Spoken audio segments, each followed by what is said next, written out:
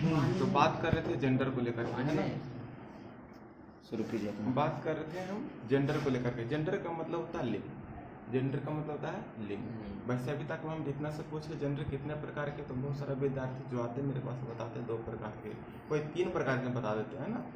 तो सही बात क्या है, जेंडर 4 प्रकार का होता है। कितना प्रकार का? 4 प्रकार के। आज अगर बात करें तो 4 प्रकार में कौन कौन प्रकार है, इसके ऊपर फोकस करते हैं, है ना। सबसे पहले अगर बात करें तो मैस्कुलिन, क्या होता है नाम? MASCULIN, masculine. मैस्कुलिन जेंडर का मतलब क्या होता है? पुल्लिंग, यानी कि पुरुष लिंग। क्लियर है ना। दूसरा होता है फेमिनिन, इसको फेमिनिन भी बोलते हैं, कुछ लोग फेमिनाइन भी बोलते हैं, ठीक है ना। तो फेमिनिन या फेमनाइन, तो फेमिनिन जेंडर हो गया, जिसका मतलब होता है स्त्रीलिंग। क्या होता है? स्त्रीलिंग। तीसरा हो गया कॉमन जेंडर, क्या हो गया? कॉमन जेंडर, इसको हिंदी में बोलते हैं उभयलिंग। क्या बोलते हैं? उभयलिंग। और चौथा हो गया न्यूटर जेंडर। क्या हो गया? न्यूटर जेंडर, हिंदी में बोलते हैं नपुंसकलिंग। क्या बोलते हैं? नपुंसकलिंग। अब मैस्कुलिन का मतलब हो गया क्या?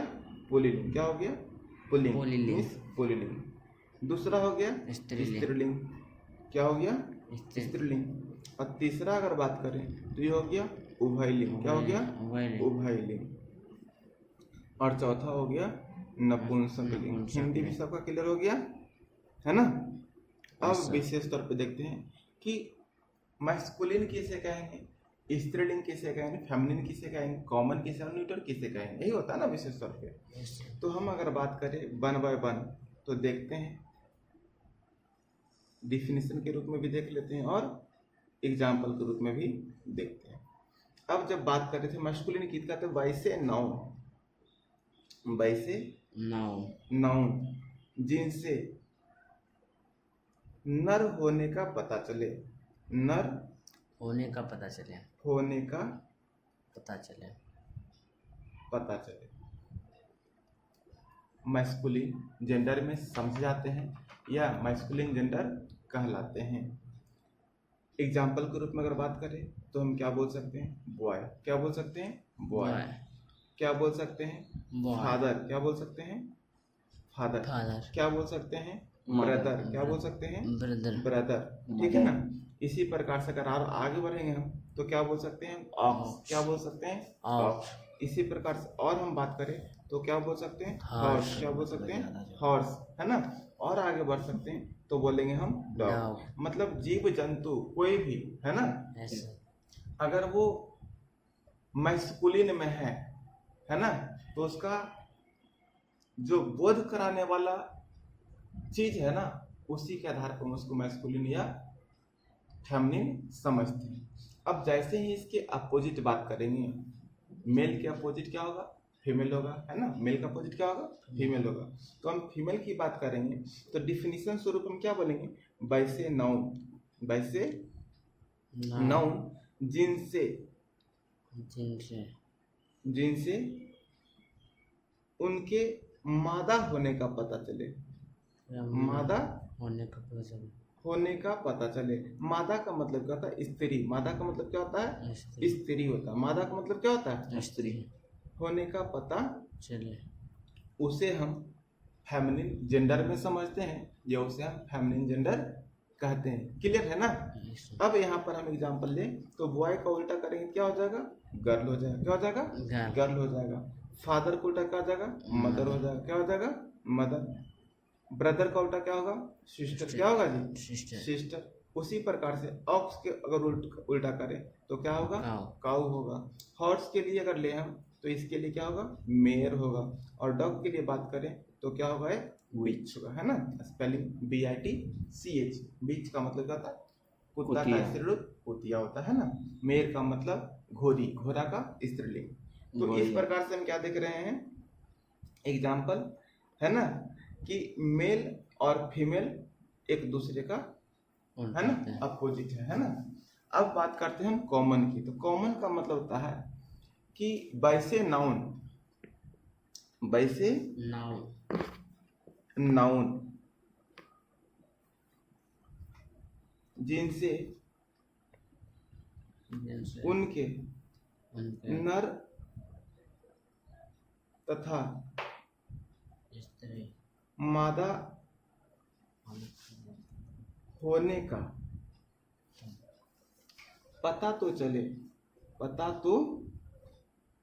चले परंतु यह स्पष्ट न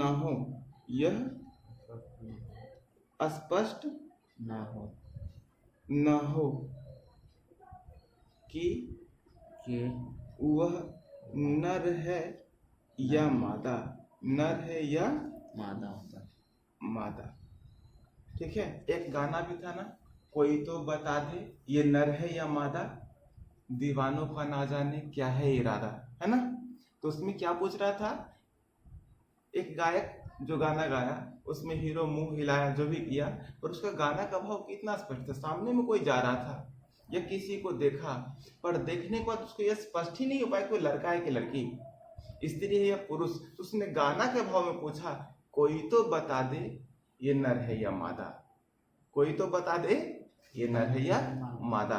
तो यहाँ भी वही चीज है, कॉमन जेंडर में क्या होता है, देखने में क्या लगता है ना, ये लड़का है लड़की तो है, देखने में क्या लगता है ये लड़का है लड़की तो है, परंतु स्पष्ट नहीं हो पाता है कि सचमुच में लड़का है या फिर लड़की है। तो उसी कंडीशन में उसको हम क्या बोलते हैं, ये कॉमन जेंडर है। क्या है, कॉमन जेंडर है। अब देखो कॉमन जेंडर की जब बात करें हम, तो इसमें क्या लेते हैं ना, पेरेंट। क्या लेते हैं हम, एग्जाम्पल के तौर पे हम बात कर रहे हैं पेरेंट की। पेरेंट का मतलब तो माता या पिता दोनों में से कोई एक, माता या पिता दोनों में से कोई एक। लेकिन जैसे हम पेरेंट में एस लगाते हैं, पेरेंट्स करते हैं, तो उसका मतलब था माता पिता दोनों, माता पिता दोनों। तो अगर कोई टीचर अपने विद्यार्थियों को बोला कि देखो जी कल आना तो अपने गार्जियन को लेते आना, किसको लेते आना, गार्जियन को लेते आना या पेरेंट्स को लेते आना। तो एक विद्यार्थी बड़ा तेज था, वो घर गया, बिहान होकर के स्कूल पढ़ने के लिए आया, नेक्स्ट डे पढ़ने के लिए आया, और टीचर जैसे पूछा कि हाँ जी बताओ तुम्हारी तरफ से कौन आ रहे हैं, तो बच्चा डायरेक्ट बोलता कि मेरे पेरेंट आ रहे हैं। टीचर परेशान। टीचर को क्या लगा, अगर वो माता या पिता में स्पष्ट कर देता तो ठीक रहता, लेकिन उसने क्या बोल दिया, पेरेंट आ रहे हैं, मेरे पेरेंट आ रहे हैं, माय पेरेंट इज कमिंग। अब टीचर परेशान, इसलिए अगर मम्मी आ जाएंगे तो प्रशंसा करके पैसा ले लेंगे, लेकिन अगर पापा गलती से आ गए तो हमको और शिकायत करके डांट करके जाएंगे, पैसे वो नहीं देंगे, हाँ कि ना। तो टीचर साहब इसलिए परेशान थे। खैर टेंशन तो है, मजाक के लिए हम बोले, समझाने को उद्देश्य है ना। तो पेरेंट का मतलब माता पिता दोनों में से कोई एक। उसी प्रकार से शब्द क्या है, guardian, GUARDIAN।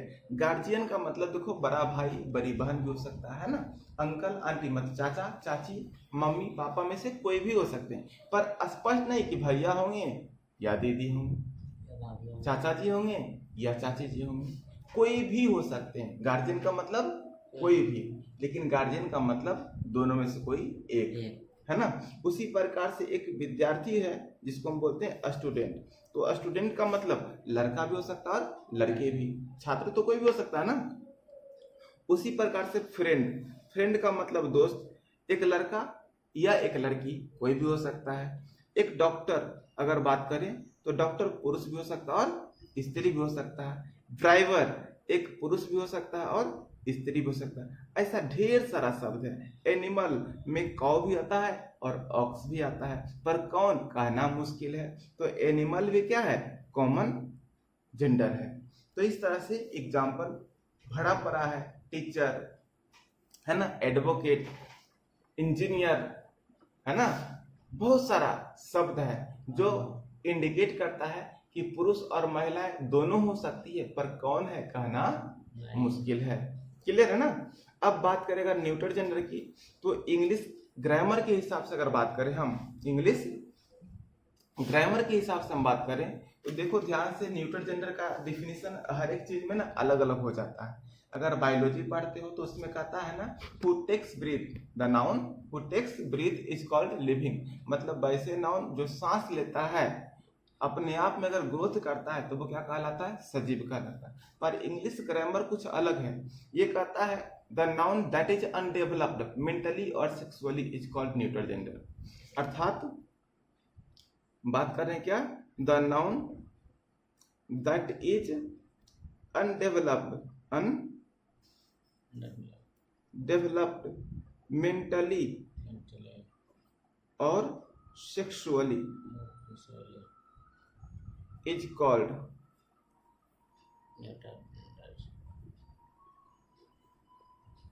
Neuter gender gender मतलब वैसे नाउन जो मानसिक तौर पे या प्रजनन स्तर के दृष्टिकोण से विक्षिप्त हो, अविकसित हो, न्यूटर जेंडर कहलाता है। क्या कहलाता है? न्यूट्रल जेंडर कहलाता है। तो नपुंसक लिंग को पहचानने का सिंपल तरीका है कि अगर कोई व्यक्ति दिमागी तौर पे वर्क सही नहीं कर रहा हो, एक पागल, एग्जाम्पल के रूप में क्या बोलेंगे, एक पागल, अगर एक पागल को शादी करा दो तो बच्चा पैदा कर सकता है पर निर्णय नहीं ले सकता, निर्णय नहीं ले सकता कि क्या सही है और क्या गलत। एक बच्चा को अगर शादी करा दो तो बच्चा जो है ना 5 साल का, 4 साल का, 3 साल का, न तो वो बच्चा पैदा कर सकता है और नहीं मानसिक तौर पे वो निर्णय ले सकता है। तो बच्चा और वो पागल दोनों ही क्या है, नपुंसक जेंडर में आता है, न्यूटर जेंडर में आता है। तो यहाँ कहने का मतलब है क्या कि 50 वर्षीय अगर कोई पागल व्यक्ति है, 50 वर्षीय पागल व्यक्ति मतलब 50 years madman, 50 years old man 50 years old madman. Old किसने लगाया? ओल्ड का मतलब है वृद्ध व्यक्ति से, पर हमको इंडिकेट करना पागल व्यक्ति से ना, तो ओल्ड की जगह पर मैड करेंगे तब ना आएगा। नहीं समझ में आ रहा। क्लियर है? यह बोलते हैं 5 years little child, 5 years details little child. यहाँ पर क्या कर रहे हैं, 5 वर्ष का छोटा बच्चा को इंडिकेट कर रहे हैं ना, 5 वर्ष के छोटा बच्चा को इंडिकेट कर रहे हैं। तो ये 5 वर्ष का छोटा बच्चा ना तो विवाह के बाद बच्चा संतान को उत्पन्न कर सकता है ना, और ना ही 50 वर्ष का पागल व्यक्ति संतान को उत्पन्न करने के बाद उत्पन्न तो कर सकता है क्योंकि उसके अंदर शरीर का हार्मोन्स है ना जो एक्टिव है और वो काम करे तो सब कुछ उत्पन्न हो सकता है पुत्र के रूप में, है ना, वो तो पुत्र उत्पन्न कर सकता है, पर वो मानसिक तौर पे क्या है ना विक्षिप्त है तो वो निर्णय नहीं ले सकता है। तो दोनों दृष्टिकोण में से किसी भी एक से वो खत्म है, एक से अविकसित है, तो वो क्या कहलाएगा, न्यूटर जेंडर कहलाएगा। अब इस दृष्टिकोण से अगर हम बात करें तो एक काऊ भी जो है ना, काऊ भी जो है इंग्लिश ग्रामर के दृष्टिकोण से न्यूटर जेंडर की गिनती में आता है। ठीक है, काऊ क्या है, न्यूटर जेंडर की गिनती में आता है। तो काऊ के साथ अगर हम बात करें तो काऊ हो गया या फिर डॉग हो गया। इसके अलावा बात करें तो बुक हो गया, पेन हो गया, जो हम पहले से ही जानते आ रहे हैं ना, चेयर हो गया, इस तरह का शब्द क्या है ना, ये सब नपुंसक जेंडर में आता है। अब देखो बात हम काऊ की है ना, तो काऊ की बात जब की तो हमारा हिंदू धर्म में एक बात कहा जाता है ना कि गाय हमारी माता है। क्या है, गाय हमारी माता है। तो गाय को सजीव के श्रेणी में रखा गया है और इंग्लिश ग्रामर के हिसाब से निर्जीव की श्रेणी में रखा गया है। तो सजीव निर्जीव क्यों, इसके लिए ना बहस भी हुआ है ना, कोर्ट कचहरी मुकदमा सब हो गया।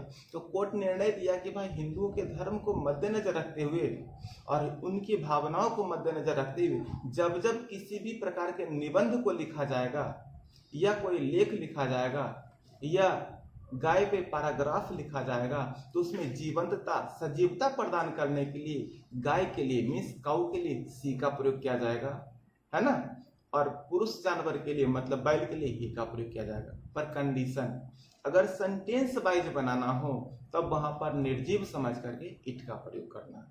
क्लियर हो गया ना?